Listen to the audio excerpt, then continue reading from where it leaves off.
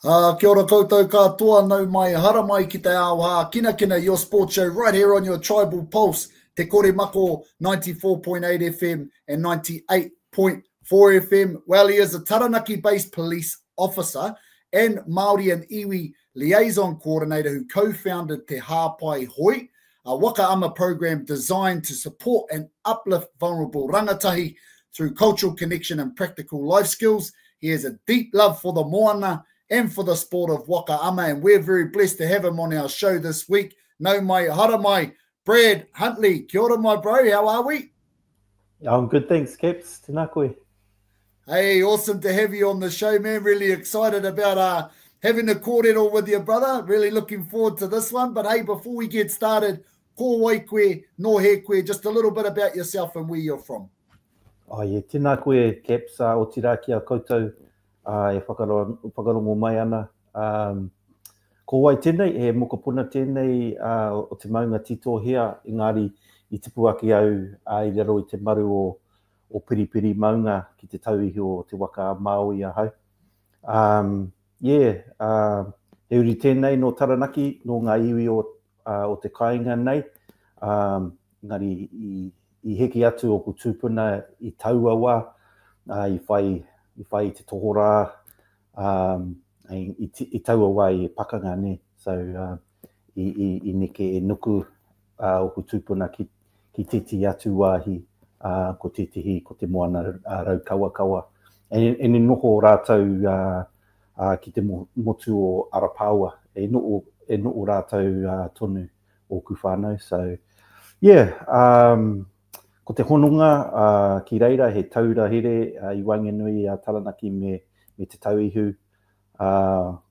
Kei reira ko tiati aua e mau ana te mana whenua. So ki Waitohi, Waikawa, tō Taranui me Arapaua, ko te wāhi nei. So e warunga iwi kei reira, orite kia Taranaki. Engari ko tiati au e mau te manamoto haki ki Waikawa. E no ana au ki ngā motu. Nari ko te ahi tere a hau, any chance to go home, bro, I'm down there. So ni tēnei wai I mahi au ko te kaitaka wainga a hau. Mo te rohi o Taranaki ki te raki. So e mihi ana ki a koe, Caps. E kore e mimiti te puna o te mahi, o tō mahi nui ki te hāpori, e mihi ana ki a koe te tuakana. He pau toko manawa koe mō ngā rangatahi. Ngā mihi ki a koe. We're really grateful to have someone like you give me a call and ask me to come on and have a kōrero. So thank you, bro. Oh, me koe hoki e te rangatira. It's lovely to have you on the show and can't wait to hear about all the awesome mahi that you do within the community too, my bro. But hey, before we get started, so what were some of the key sports that you kind of played as a young fella? Now, I know you're into Waka Ama now, but what kind of got you into Waka Ama and what were some of those other sports you played growing up? Yeah, so probably like a lot of us, rugby and league, mainly rugby for us because we didn't have a league team down in Waikawa. So all the boys played rugby.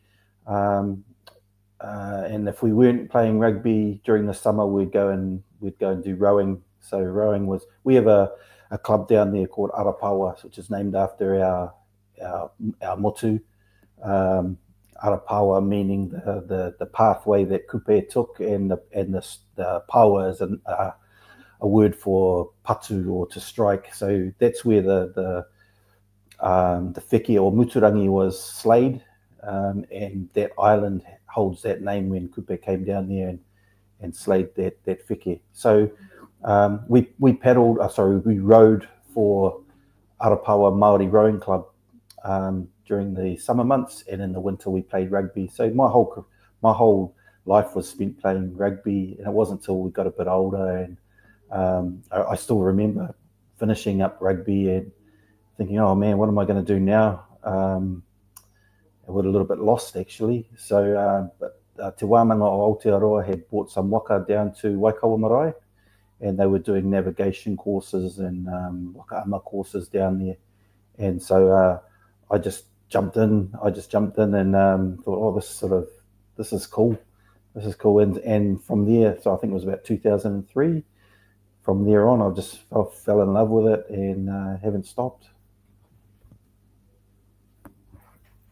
Oh, awesome, bro. Now, Waka Ama, obviously, it's a growing sport. But where do the origins come from, Waka Ama? Like, where does Waka Ama come from?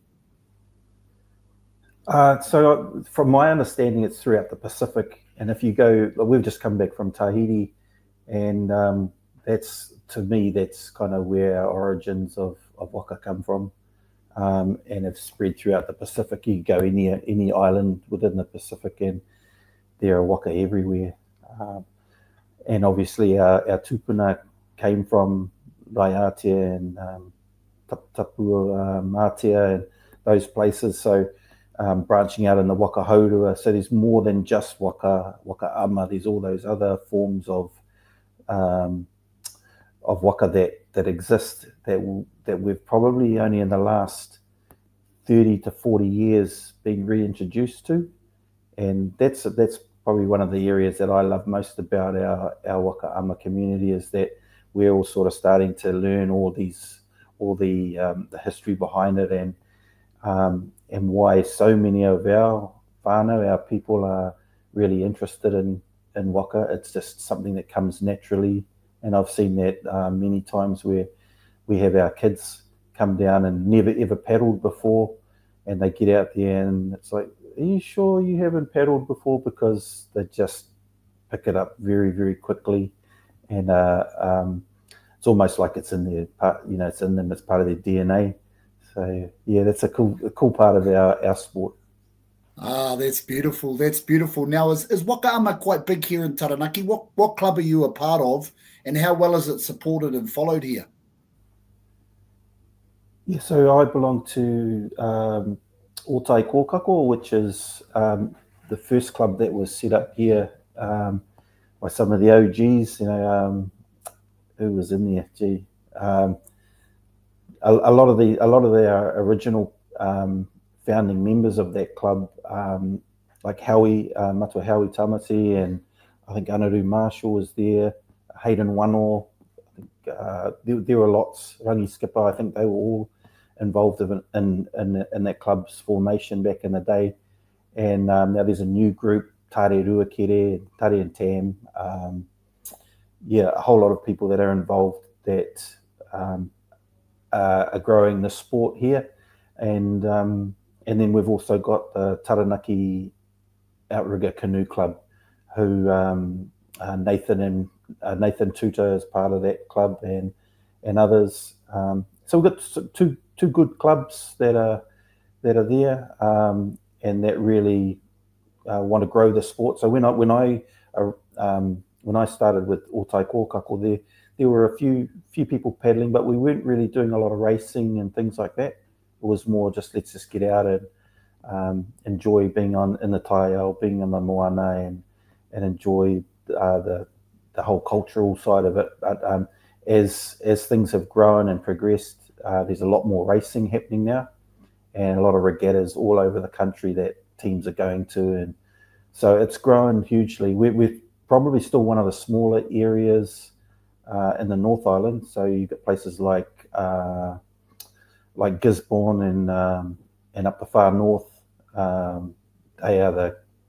Those two places are really, really strong and have been for a long time. And when you go away to regatta, you'll see that those areas do very well. And then you've got Auckland, obviously, Waikato, Heretaunga, Pōneke. Some of those bigger places are very strong as well. And even the South Island. The South Island have a lot further to travel, obviously, but when they do represent, they come up here and they always seem to do very well. So we're still growing, and I think we'll do well. There's been a huge growth in Taranaki. And I'm sure we will. I'm sure the sport will continue to grow. Well, that's we're just going to go to a quick break now, whānau. So make sure to stay tuned. We're going to talk to Brad Huntley more about Te Hapai Hoe, an awesome kaupapa that Brad has helped initiate. So make sure to stay tuned, whānau.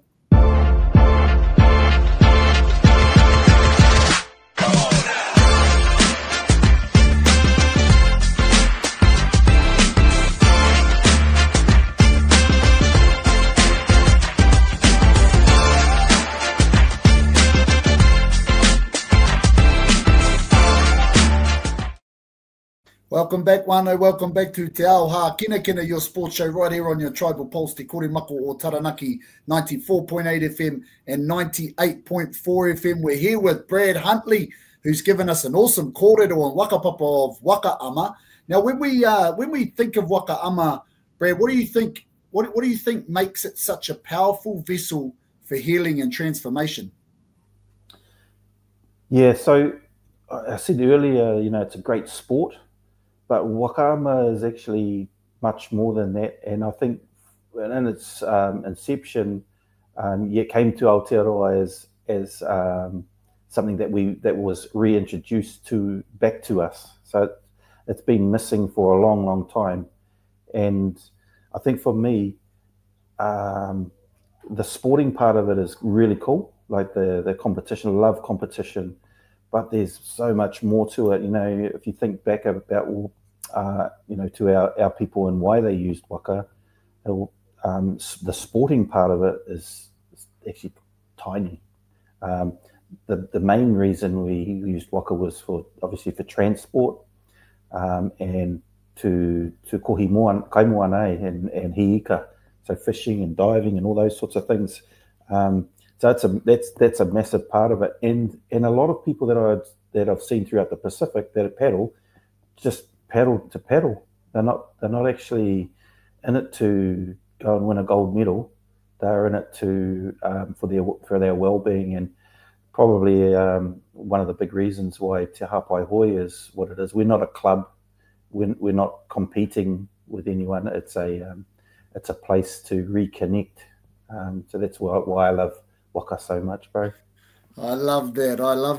That's beautiful kōrero. Now, you mentioned Te Hapai Hoe. What was it that sparked, what was that spark that led to the creation of Te Hapai Hoe? Yeah, so I just had lots of files coming over my desk with young Māori, and being obviously being Māori myself, people thought, oh, maybe you could connect with them, and I thought, wow, far out, what am I going to do with this? Like, it's okay for me to go and talk to them, but I need something else, something that they can connect to, and that we can make, a meaningful connection with. So myself and a few other mates from work started the charitable trust Te Hapai Hoe. Te Hapai Hoe is actually a name gifted by Te Poihi Campbell to us. Hapai to mean to lift over your shoulders, and the hoi being the paddle, and it's sort of a bit of a metaphor for uplifting people and lifting them up into a place where they can be successful. And that's the main reason, bro, is just to try and encourage our kids that you don't actually always have to compete to win in life. I mean, paddling and winning a gold medal and all those sorts of things are cool, but use it as a way to look after your hauora, whakapakari tinana, to get out and just be on the water. That's one of the places where I mean, a lot of us are living busy lives. Everything's going on for us, and there's no real escape anywhere. So I know a lot of your mates and people that you work with, Caps, they'll go up to the maunga, and that's where they find that peace. For me, I love being on the water, and that's where I find that at a time where I can just be by myself and think about things. And I think a lot of our not just our rangatahi, but anyone actually can go out there and just find that quiet time. I love that. We definitely need those spaces, to connect within ourselves and connect with, places and spaces. And the moana obviously does that for you and for the Te Hapai Hoe whānau. Now, can you share a story or a moment with us that really kind of affirmed the impact that Te Hapai Hoe is having on the lives of those rangatahi that are involved? Hi, bro. So one of the things that just comes to mind is I was down in the South Island, and before I joined the police, I was teaching mainly at-risk rangatahi that had fallen out of school, the schooling system, because it didn't suit them. And Waka Ama was part of our project. And I remember this young fella coming down to the Takutai moana, and we jumped on the double waka, and he sat in the front and I sat in the back, and we just sort of paddled out. And he goes, "Oh, Matua, I'm a bit tired. Can I stop?" So I grabbed his paddle. I said, "Yeah, just sit there and relax." And within minutes, he had fallen asleep in his seat, and he was just sort of rocking back and forwards. And I thought, "Oh, man, this is a really good indication of the peace that waka can bring to someone's life." And for that young man, he had a chance just to let everything go that's happening in his life, all the stress and worry that he's going through, and come out onto the ocean and just be who he wants to be and relax and forget about all those worries. So that's one of them. But then there's the other side too. Like if you want to, you can come out and you can smash yourself. You can give it all you've got. You can train hard. You can be a champion. You can go and paddle for New Zealand or represent yourself. There's so many different options. And then the other thing too with that is you can, no matter what age you are, you can get on the water and paddle. We've got little wee tamariki out there paddling, as well as kaumātua. It doesn't matter your level of ability or your age. It's for everyone. What a beautiful story there, eh? Just goes to show the impact that those places and spaces can have, eh? Just to be, away from the noise and comfortable. Next minute having a moi. Beautiful, love it. Now, hey, just to finish off, what does success look like for you? Not just in Te Hapai Hoe, but for the wider community. Okay, yeah.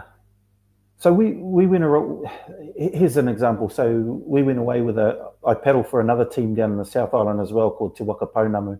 They're based out of Christchurch, and they've got some pretty good paddlers in their team. So we're in a senior master men's team, and we went away this year and paddled at the long distance nationals and won our division, which was really cool. But the other thing is, so you stand up on the stage and you get a medal, and that's cool as. But a couple of months down the track, no one remembers that. No, like if I told you that, you'd like, "Oh, I didn't even know that." Well, no one knows that unless you're in the Waka Ama scene. You might know, but the success for me comes when our kids, especially because I love working with rangatahi, when they come down and they know that they've got a place to be, that they've got someone there that cares about them, and that they don't have to win anything. They just have to be willing and want to do well. I don't know anyone that goes that I've met that goes, "Oh, I want to be a loser. I want to go out and just be trouble." I don't know anyone that's like that. Even our rangatahi that are in trouble don't want to be trouble. That's just what's found them.